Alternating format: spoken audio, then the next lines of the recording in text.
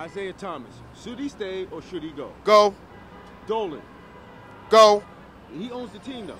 Go. Can send him somewhere. Okay, what about the team? Do we blow up the team? No, the team is good. They need structure, and they need patience. They need a veteran to go in there, maybe like Herb Richards. Herb Williams. Herb Williams to go in there and to actually coach that team to make it more better and to stop this bickering between each other like little kids and let them grow up and be men and play the game like the 69 Knicks. Yeah. Play the team. They're getting good money these days. And they're getting good money.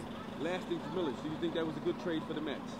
Yes, I do. You think so? I think so. You think he needs to change the scenery? Yes, change the scenery. He'll be a better ball player. He'll be a better ball player. We can trade for him later? Yeah, we trade for him later. All right, then. Thank you, okay. my man.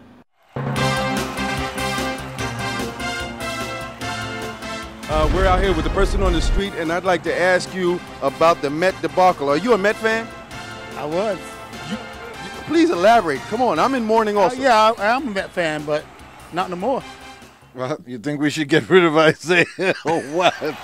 Yo, I'm with him because I think he saw the episode last week when we had Georgia, going after the Isaiah Dolan. Yeah, we have to get rid of Isaiah.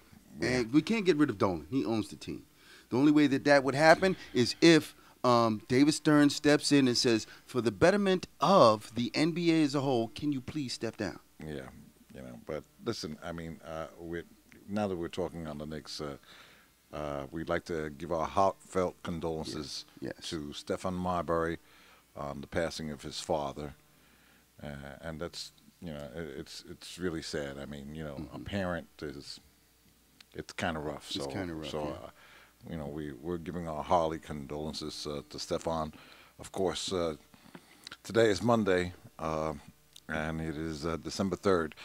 And today we also had another funeral, which was the funeral of Mr. Sean Taylor, Sean number 21 Taylor. for the Washington Redskins. And the Redskins lost a tough game yesterday. Oh, man, that was a heartbreaker. The two penalties. I mean, you iced the kicker, and then you called a timeout. Yeah, but, he at least admitted that it was his fault, but, it cost him a 15-yard penalty. Oh, man, that was the kicker. That moved the field goal kicker much closer to make it.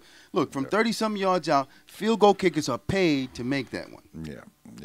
And we also would like to say hello to everybody at what gym?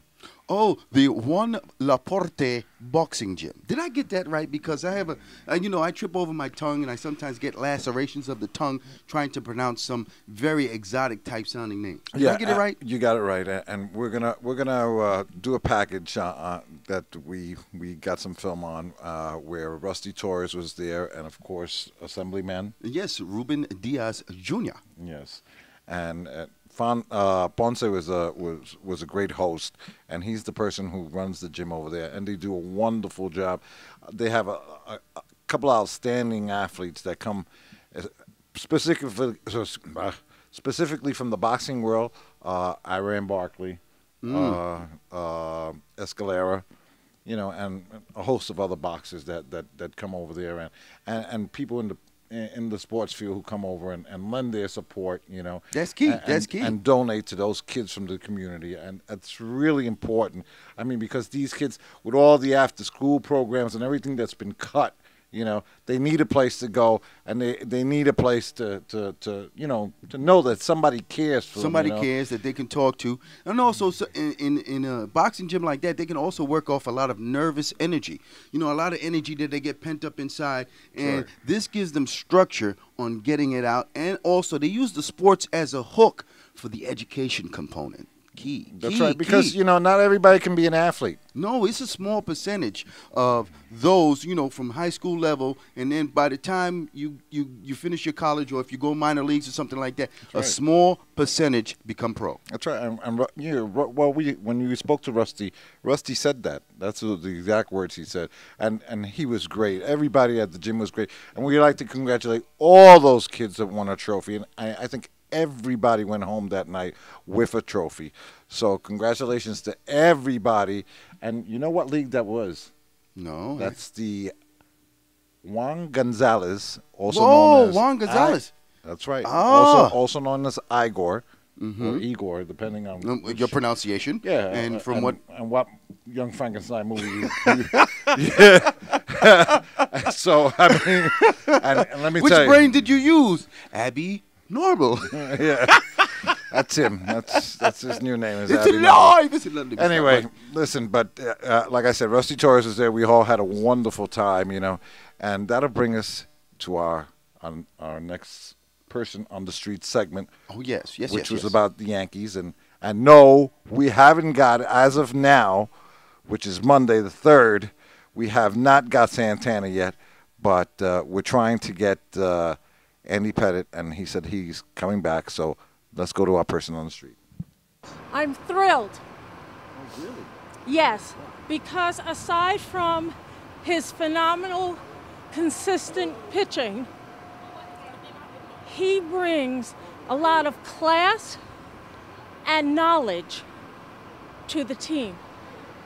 It's like he's an old timer, but he's still young. So that he has resigned is awesome. It means we don't have to, God, please don't have to, give up Hughes and Cabrera for Santana. That still may happen, but Hughes is going to be something terrific. Cabrera brought a new life to the team that he still does. So leave him there. I don't want Santana. Well, the Yankees really needed to get him back. He's the kind of rock in their starting rotation. And the way I think Santana's going to end up in Boston now, they need him. I really do. I think Boston's got the chips that Minnesota's looking for in the trade. I'm glad he finally made a decision. Well, I'm glad he's coming back because at least now we got a left-handed arm, a starting left-hander who's one of the better pitchers in the league. So now we get, what is it, number 27? I think maybe it'll do the Yankees good. That they need to build some character, maybe he'll do it for them. Let him go. Let him know. You don't think he should come back? Yeah, he should come back. I'll be rooting for him. Okay. I'm very happy about that. I think Pettitte's a strong pitcher still for the Yankees. He's a good heart. Okay, Mike. I think he should go in style instead of come back like Clemens and get hurt all the time. That's my opinion. Worst thing the Yankees ever did was give it to Andy Pettitte. Absolutely. Absolutely. So he means that much to the franchise. Absolutely. I think it's great because Andy Pettitte is a big contributor to the Yankees. I'm a Yankee fan. I grew up in the South Bronx, and I think we need Andy Pettitte to come back. They got the money. Let's stop. Please. Okay. Well, that goes to show you, the people love Andy Pettitte, and the only one that doesn't like him is Al Carlton. And after the show here, we're going to team up on Al, right? We're going to team up on Al? Well, I mean, hey, he played at Syracuse, so he'll feel like he's in a scrum. Well, they lost last week anyway. Somebody beat the hell out of them in the Carrier Dome. But you're watching Cheepseetzz Sports. CheepSeetzz. There's 2 Z's at the end. Never put some. Shut up. All right, there you go. Listen, but I want Andy back, and I think if we get Santana, and that's if we get Santana, if Boston doesn't beat us to it, which one are you going to talk to, the pretzel, or are you going to talk to the microphone? But hey, in any event, I want Pettitte back due to the fact that we need the left-handed arm. Left-handed arm. Duh. We need the left-hander in the rotation. Get Santana. That's 2 left-handers in the rotation. Yeah. That'll be a killer. Yeah, and you split that with a righty, right, in between them. Mm-hmm. So they get lefty-righty, lefty-righty, and okay, cool. So I mean, let's face it. I think it's a combination that can't be beat.